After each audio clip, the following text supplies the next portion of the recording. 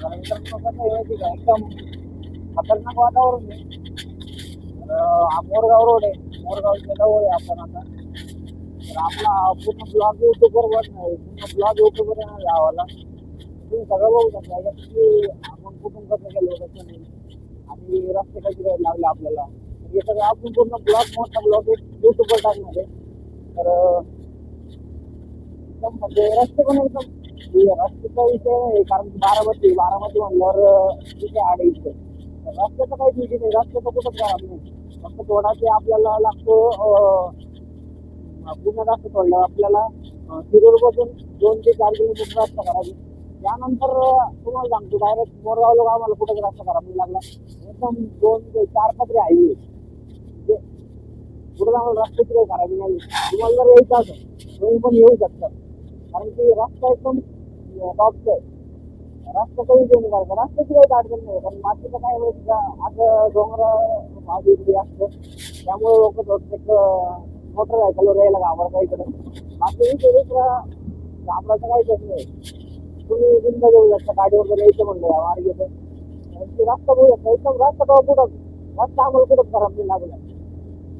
बाकीचा विषय नाही. आणि हॉटेल तुम्हाला सगळे या रस्त्याने भेटून जातं. आपण इथे हॉटेलने भेटलं काहीच नाही भेटलं आम्हाला सगळ्या ठिकाणी हॉटेल बिटेल सगळं भेटलं. नाश्त्याची जेवणाची खावण्याची सगळी सोय सगळे हॉटेल इथे अवेलेबल मध्ये रस्त्यानं काहीच नाही. आणि बाकी राहिला विषय तर जास्त घराबिराचं तर गाव पण या रस्ते त्या अजून काही छोटं मोठं गाव आहे आणि डोंगरा साईडला रस्त्याच्या कडल्या थोडे लांब लांब पण घर वगैरे आहे. फक्त रात्रीचा प्रवास होत मुश्किल कारण की थोडा अंधारामुळे जास्त गाड्या चालत नाही मोठ्याला.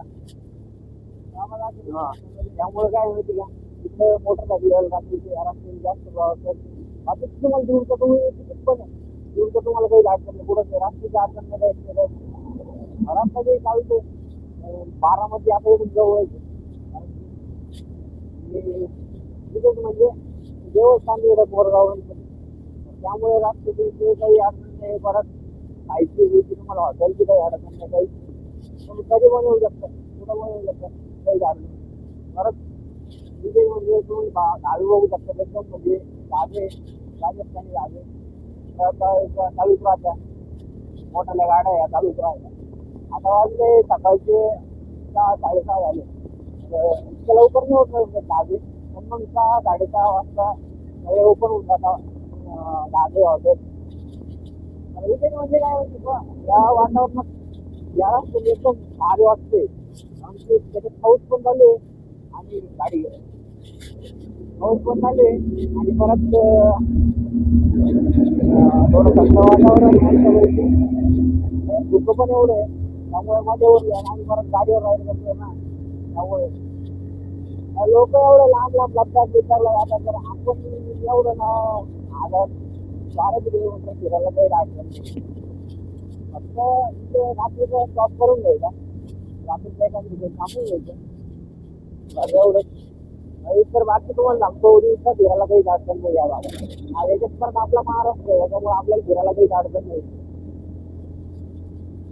तर हा व्हिडिओ पूर्ण त्याच्यानंतरचा पण तुम्हाला व्हिडिओ आम्ही तुळजापूर पंढरपूरला आहे तर तो पण तुम्हाला व्हिडिओ सगळा युट्यूबवर सगळा अपलोड करून टाकणार तुम्हाला सगळा युट्यूबवर पाहायला भेटणार आहे.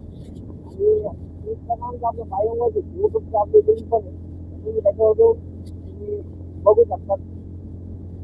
एकदम तुम्हाला सगळं व्हिडिओ दाखवणार कसं काय वातावरण आहे कसं काय नाही रस्ते कसे आहे तुम्हाला सगळं करून देऊ आपण. धन्यवाद.